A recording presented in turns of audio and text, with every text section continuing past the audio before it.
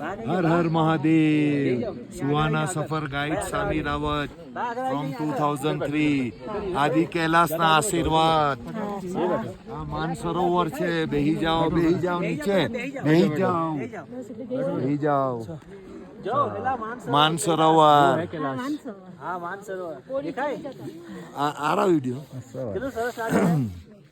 ચાલુ રાખો. આ અમારા વિજયભાઈ અમારા એ છે.